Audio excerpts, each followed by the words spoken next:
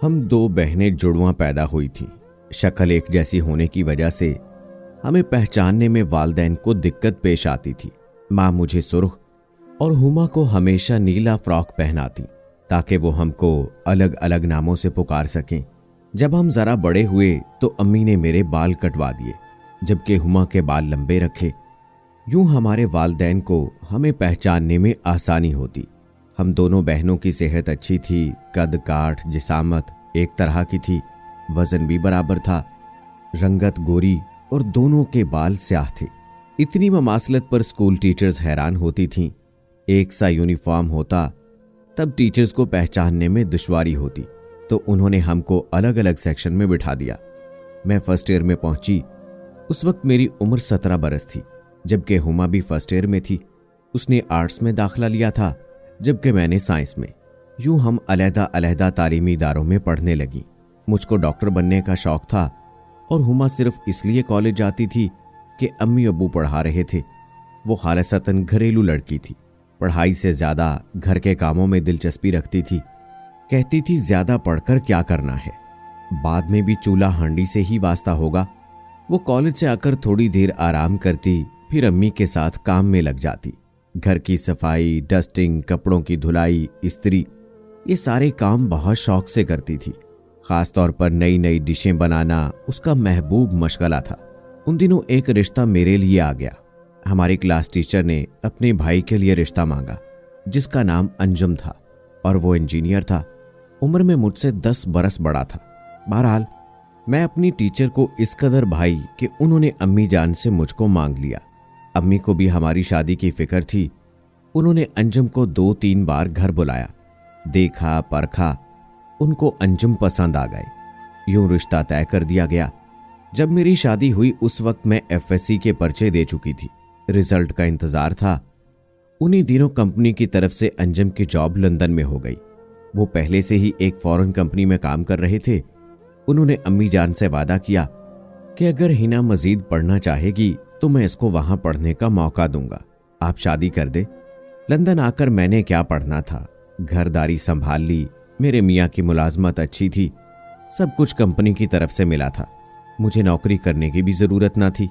दियारे गैर में वक्त अच्छा गुजरने लगा और जब कंपनी की मुद्दत मुलाजमत खत्म हुई तो लंदन में ही एक और कंपनी में मुलाजमत की ऑफर मिल गई। अब हम जल्द पाकिस्तान नहीं जा सकते थे, जबकि मुझको घर वालों की बहुत याद आती थी, खुसूसन हुमा की याद सताती थी। मैं अक्सर उसके साथ फोन पर बात कर लिया करती थी। एक दिन सुना उसका रिश्ता तय हो गया है। अम्मी ने इसरार किया कि 2 माह बाद शादी है, तैयारी बांधो, तुमने बहन की शादी में जरूर आना है। जी तो मेरा भी बहुत चाहता था कि बहन की शादी में शिरकत करूं, लेकिन मैं पाकिस्तान जाने से कासिर थी। हमने यहाँ मजीद क़याम के लिए अप्लाई किया हुआ था और अब मुकर्ररा मुद्दत तक हमको यहाँ रहना था। मेरे शौहर का जॉब जारी रखना भी ज़रूरी था। हिना की शादी हो गई और मैं अपनी बहन की शादी में शरीक ना हो सकी, जिसका मुझको बहुत दुख था। बहरहाल वक्त गुजरता रहा इस उम्मीद पर कि कभी तो पाकिस्तान जाऊंगी और अपनी बहन से मिलूंगी। हमको इंग्लैंड आए कुछ बरस हुए थे कि एक रोज़ अंजुम के हमरा उनका एक वाकिफकार हमारे घर आ गया। अंजुम ने मुझे बताया कि ये हमारे पाकिस्तानी भाई हैं, इनके लिए पाकिस्तानी खाना बनाओ। मैंने खाना बनाया और वो शख्स जिसका नाम शाहिद था मेरे खाविंद के साथ गपशप में मसरूफ रहा। रफ्ता रफ्ता शाहिद की अंजुम के साथ दोस्ती गहरी होती गई। रोज़ का आना मामूल हो गया। रात का खाना भी शाहिद हमारे साथ खाने लगा। वो आदातो खसाइल का अच्छा था। जल्द ही उसने हमारे दरमियान एक फर्द की सूरत इख्तियार कर ली। सच तो ये है कि उसके आ जाने से घर में रौनक हो जाती थी। मेरे बच्चे शाहिद से मिलकर खुश होते, वो भी हमारे बच्चों से प्यार करता था। मैंने महसूस किया कि इसके अंदर एक तन्हाई का एहसास है जिससे वो मुस्तरब रहता है। उसको बहुत अच्छे अच्छे लतीफ़े याद थे। वो हमको खूब हंसाता, ताहम शाइस्ता गुफ्तगू करता तो लुत्फ आ जाता। उसकी बातों में गोया गुलों की खुशबू थी। हमारे बच्चे ही फ़कत उसके गिरवीदा ना थे, हम दोनों मियाँ बीवी भी शाहिद को पसंद करते थे। लंदन में एक दोस्त के सिवा शाहिद का कोई वाकिफकार नहीं था। वो हमारे घर में अपनायत महसूस करता था और मुझे अपनी बहन कहता था। मैं भी दियारे गैर में एक भाई की मोहब्बत पाकर बहुत खुश थी। एक दिन शाहिद आया तो बहुत उदास था। मैंने पूछा, भाई क्या बात है? क्यों उदास हो? कहने लगा, अम्मी जान काफी बीमार हैं और मैं उनकी तीमारदारी के लिए पाकिस्तान नहीं जा सकता। अंजुम बोले, क्यों, ऐसी क्या बात है? अगर पैसे नहीं हैं तो मुझसे ले लो, और जॉब की परवाह है तो परवाह ना करो, नौकरी तो फिर मिल जाएगी, लेकिन मां जैसी हस्ती फिर ना मिलेगी। यही तो दुख है, उसने जवाब दिया। मां मुझसे बहुत मोहब्बत करती हैं और मेरी जुदाई में बीमार हैं, और मैं जा ही नहीं सकता। क्यों नहीं जा सकते? खुदा ना खास्ता कैद तो नहीं हो? आखिर ऐसी क्या मजबूरी है जो नहीं जा सकते? कहा कि मजबूरी मेरी भाभी है, जिसकी शक्ल हूबहू मेरी हिना बहन से मिलती है। मुझसे मिलती है? मैंने हैरत से सवाल किया। हाँ, इस कदर कि जब मैंने पहली बार आपको देखा तो मैं शशदर रह गया। समझ में नहीं आ रहा था कि यह क्या तिलिस्म है कि एक हुमा उधर है और दूसरी इधर है, मगर आपने जब अपना नाम हिना बताया तो मैं खुदा की कुदरत पर और हैरत ज़दा हुआ कि सूरत एक जैसी है और साथ ही नामों में भी इतनी ममासलत है। खैर, आपसे मैंने इस मौजू पर कोई बात ना की, क्योंकि मैं अपने रिश्ते हुए जख्मों को मजीद कुरेदना नहीं चाहता था। रिश्ते हुए जख्म? जब मैंने हैरत से इन अल्फाज को दोहराया तो उसने कहा, हाँ, वक्त ने ऐसा जख्म दिया है कि जो किसी सूरत भरता ही नहीं है। किसी की याद को भुलाने के लिए मैंने वतन छोड़ा है, और ये मजबूरी है मेरी कि अब मैं कभी उस घर नहीं जा सकता जहां वो रहती है, क्योंकि वो मेरे ही घर में रहती है। ये अजब कहानी है शाहिद, प्लीज क्या तुम इस बारे में बताओगे? क्योंकि अब तो मुझे तजस्सुस हो गया है। कल बताऊंगा, कल छुट्टी है, सुबह आऊंगा और फिर बताऊंगा। आज देर हो जाएगी और सुबह जॉब पर भी जाना है। चलो ठीक है। शाहिद ने रात का खाना भी उस दिन थोड़ा सा खाया। वो बहुत उदास लग रहा था। अगले रोज इतवार था। वो 11 बजे के करीब आ गया। मैंने उसे नाश्ता दिया और अंजुम ने चाय ली। फिर वो बोले, मुझको 2-3 घंटे के लिए जाना है, कुछ काम है, दोपहर के खाने तक लौट आऊंगा। तब तक तुम भाई बहन आपस में गपशप करो। अंजुम चले गए तो मैंने शाहिद को कल की बात याद दिलाई।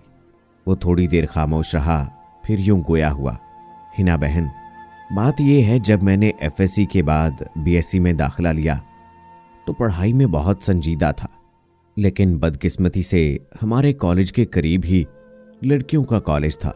इत्तेफाक से हमारी भी उसी वक्त छुट्टी होती कि जिस वक्त लड़कियों की होती थी। मेरे क्लास फेलो अक्सर कुछ देर अपने कॉलेज के बाहर खड़ी लड़कियों को देखते और फिर अपनी अपनी राह लेते।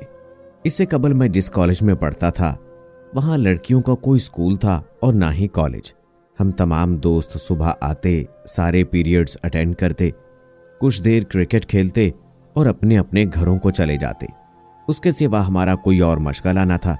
नए कॉलेज में दाखिला लेते ही जहन की दुनिया बदलने लगी, क्योंकि यहाँ की बात ही और थी। हर तरफ रंग ही रंग बिखरे हुए थे। ऐसे माहौल और रंगीन फिजा में एक नौजवान अपने आप को कैसे इन रंगों से दूर रख सकता है? कुछ दोस्त ऐसे मिल गए जो मुझे अपने साथ रंगीन मुशागल में घसीटने लगे। वो छुट्टी के बाद अपने साथ ले आते और हमने बाकायदा कॉलेज के बाहर खड़ा होना शुरू कर दिया। ताहम ये शाइस्ता किस्म के लड़के थे, कभी किसी लड़की पर कोई फिक्रा कसा और ना कोई ओछी हरकत की, सिर्फ देखने के लिए जरूर खड़े होते थे। एक दिन मेरी नजर एक लड़की पर पड़ी। मैं तो बस उसको देखता ही रह गया। वो जैसे मेरे ख्वाबों की ताबीर थी। ये वही चेहरा था कि बरसों जिसको मैंने अपने ख्यालों में सजा रखा था। उस रोज घर में मेरा दिल न लगा। रात भर उसकी सूरत निगाहों में फिरती रही। तमाम शब नींद न आई। सुबह हुई, नहा धोकर बेहतरीन कपड़े पहने, मोटरसाइकिल को भी खूब साफ किया और बन ठन कर कॉलेज रवाना हो गया। कॉलेज पहुंचा, मगर दिल बेचैन था कि कब छुट्टी हो और मैं अपने महबूब का एक बार फिर दीदार कर सकूं। छुट्टी के बाद कॉलेज के बाहर जा खड़ा हुआ। काफी देर के बाद उसका दीदार नसीब हुआ। वो मेरी तरफ आ रही थी और मैं उसको देख रहा था।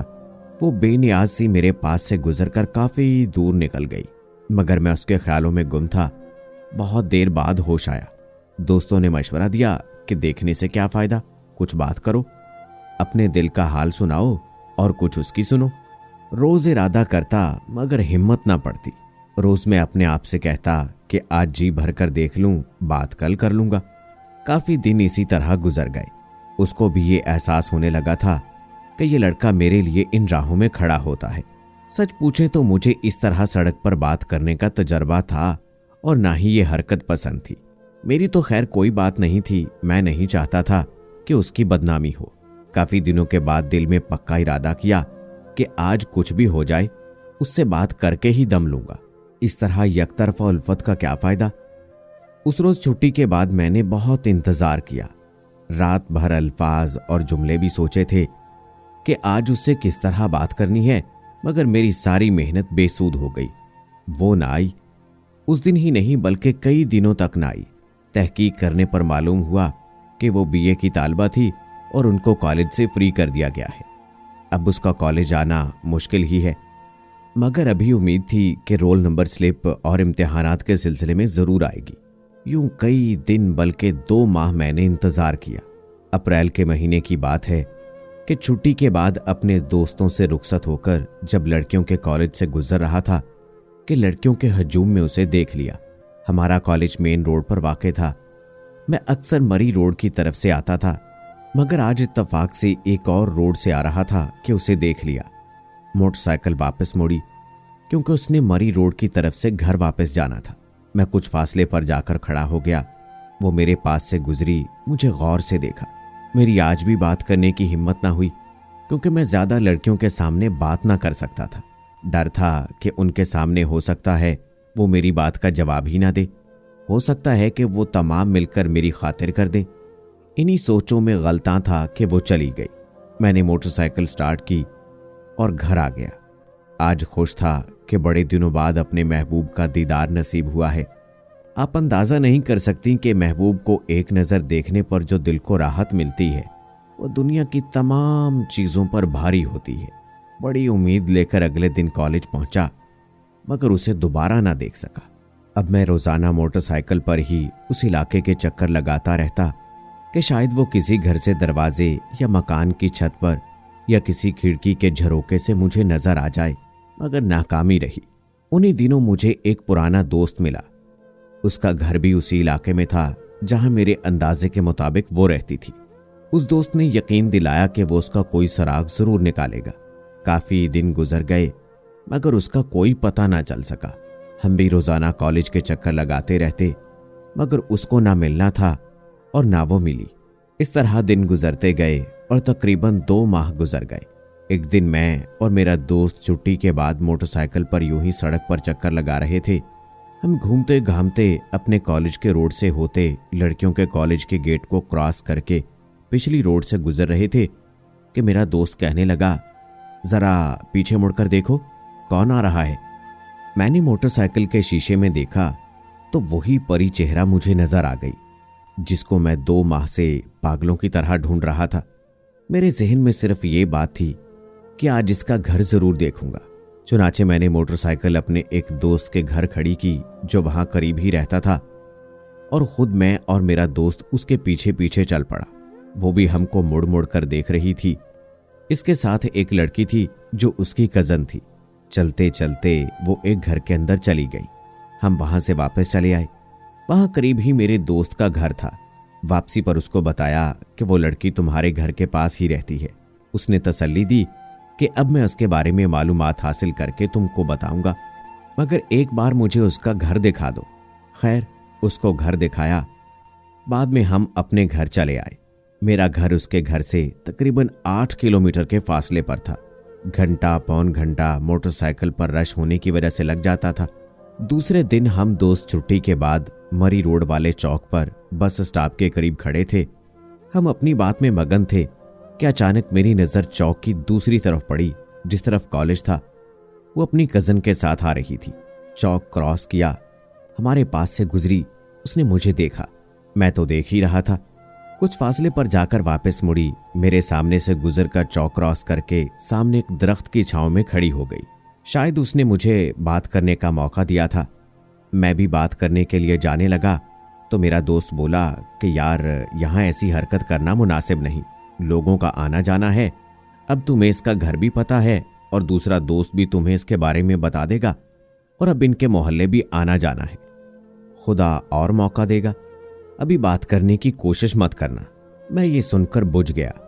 वो कुछ देर वहां खड़ी रही, फिर घर वापस चली गई। इस वाकये के बाद मुझे एहसास हुआ कि उसके दिल में भी मेरे लिए जगह मौजूद है। शायद वो भी तन्हाई में मेरे बारे में सोचती होगी। अब तो मेरा इरादा और पक्का हो गया कि इसको हासिल करके रहूंगा। दिन रात अब उसी का ख्याल था, अपनी पढ़ाई भूल गया था। यही इंतज़ार था कि इसके इम्तिहानात शुरू हों और मैं इससे बात कर सकूं, इसको देख सकूं। वो दिन आया। मैंने दोस्त के भाई से बीए की डेट शीट ले ली ताकि पता चल सके कि लाजमी मज़ामीन के पर्चे किस किस तारीख को हैं, क्योंकि इख्तियारी मज़ामीन का मुझे इल्म न था, जबकि लाजमी मज़ामीन में सबको ही आना होता है। उन दिनों हमारे कॉलेज में छुट्टियां थीं, घर से निकलना ज़रा मुश्किल था। रोज़ कोई ना कोई बहाना करके निकलना पड़ता था। पर्चों के दरमियान मैंने अंदाज़ा लगाया कि बात करना ज़रा मुश्किल है। उसके साथ 5-6 लड़कियां होती हैं, उसकी कज़न भी साथ होती थी। बस आखिरी पर्चे वाले दिन मैंने एक ख़त लिखा और अपने मोहल्ले के एक छोटे लड़के को राज़ी किया कि ख़त तुमने एक लड़की को देना है। वो मान गया, उसको साथ लिया और कॉलेज पहुंच गया।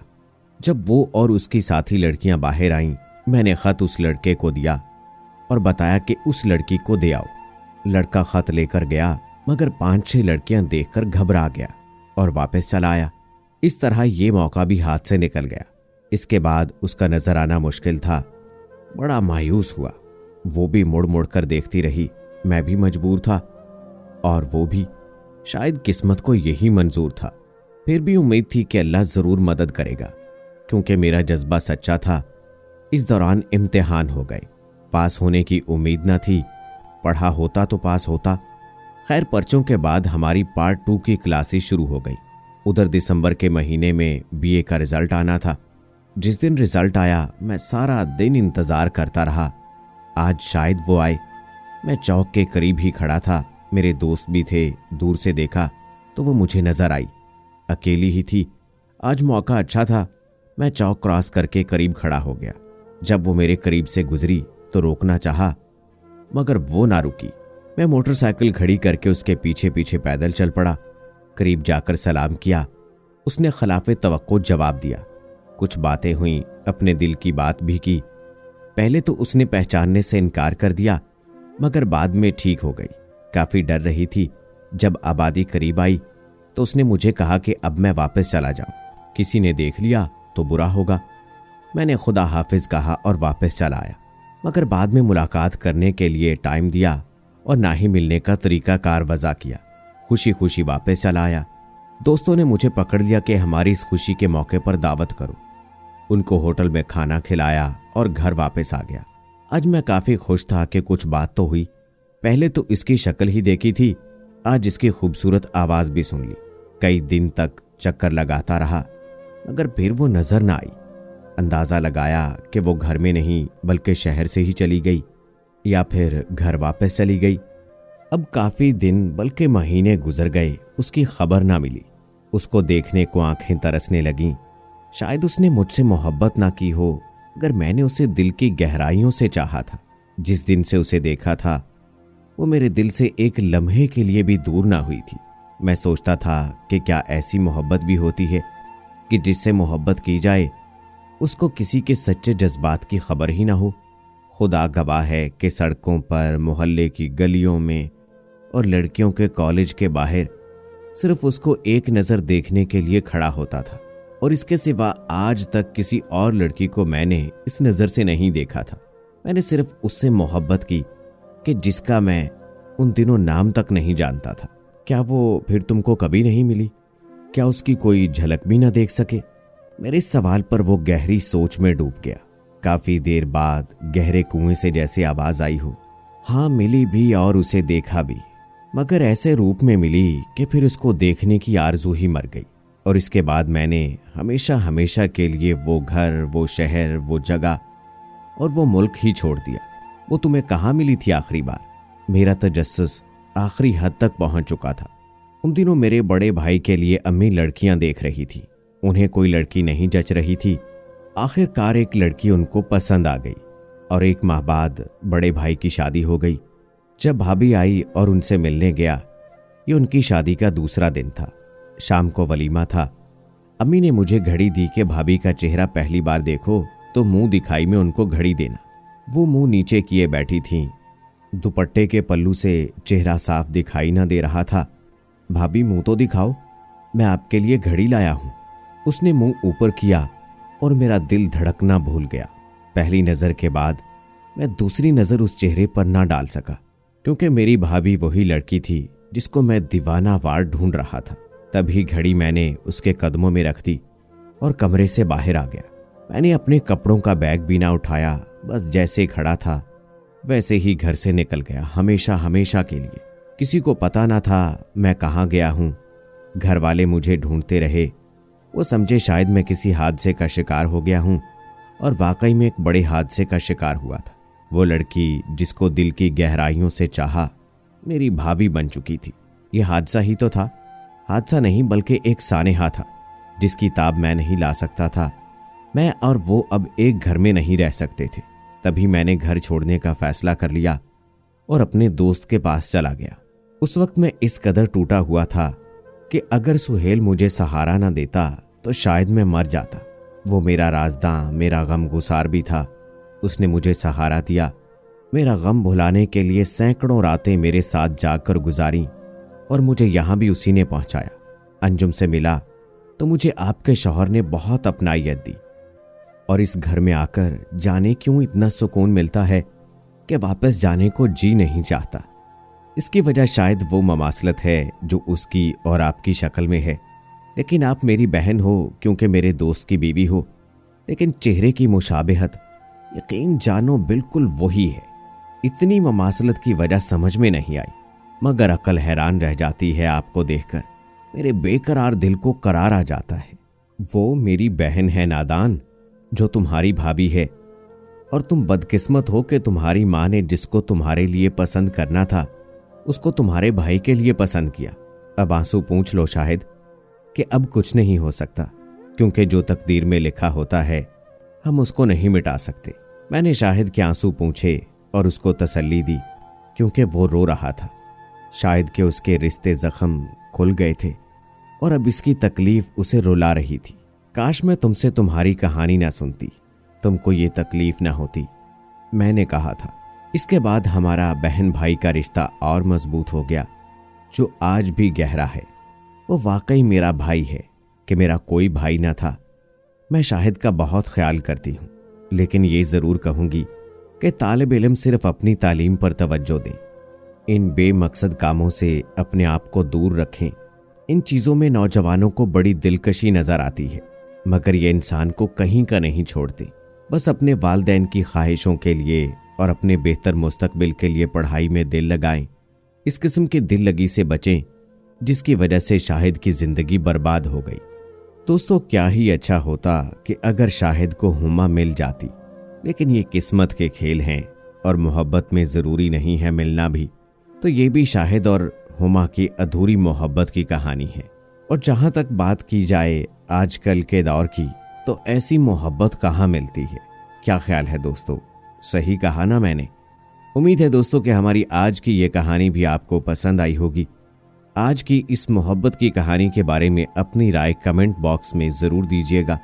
मज़ीद ऐसी वीडियोस देखने के लिए मेरा चैनल अभी सब्सक्राइब कर लें।